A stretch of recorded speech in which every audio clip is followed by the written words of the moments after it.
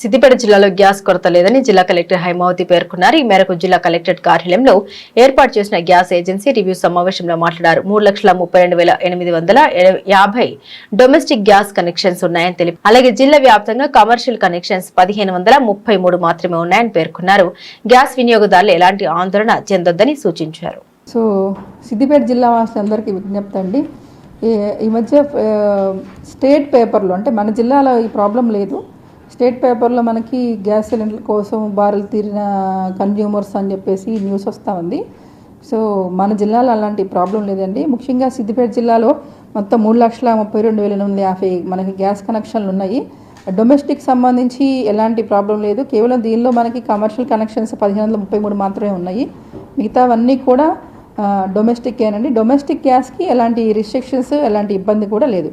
దయచేసి అందరూ గమనించాల్సింది ఏంటంటే తెలియకుండా అంటే ఈ విషయం తెలియక వీళ్ళందరూ చాలామంది ఏం చేస్తున్నారంటే 2-3 సిలిండర్లు బుక్ చేస్తున్నారు. అలా బుక్ చేయొద్దు.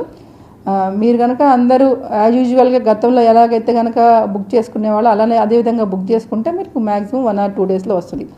మీరు కనుక ఇలా ప్యానిక్ అయిపోయి కనుక ఎక్కువ కనుక బుక్ చేసే పరిస్థితి అనుకోండి, సో గవర్నమెంట్ మళ్ళీ ఫర్దర్గా రిస్ట్రిక్షన్స్ పెట్టే అవకాశం వస్తుంది. మీరు ఇన్ని రోజుల తర్వాత బుక్ చేసుకోవాలి అలాంటివి వస్తాయి. కాబట్టి ఇప్పటివరకు ఎలా ఉన్నారో అలానే మీరు యూజువల్గా ఎంత డ్యూరేషన్తో గతంలో బుక్ చేస్తున్నారో అదే రకంగా బుక్ చేసుకొని కమర్షియల్ సిలిండర్స్కి మాత్రం కొంత రిస్ట్రిక్షన్స్ ఉన్నాయి.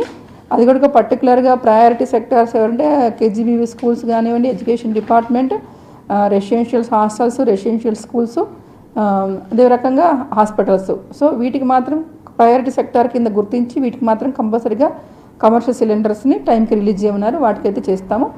రిమైనింగ్ అదర్ ఇండస్ట్రీ సెక్టార్ కానివ్వండి, అదర్వైజ్ మనకి హోటల్స్ కానివ్వండి, వాటికి సంబంధించి మాత్రం కొంత తక్కువగా వస్తున్నాయి ఆ సెక్టార్కి మాత్రం సిలిండర్స్. కాబట్టి అది గమనించాలని కోరుకుంటున్నాను. ముఖ్యంగా ఫైనల్గా విజ్ఞప్తి చేసేది ఏంటంటే డొమెస్టిక్ వాళ్ళు ఎవరు ఆందోళన చెందాల్సిన పని లేదు, ఎలాంటి ఇబ్బంది లేదు. యూజువల్ గతంలో మీరు ఎలా తీసుకున్నారో అలానే తీసుకోవాల్సిందిగా కోరుతున్నాను. థ్యాంక్ యూ అండి.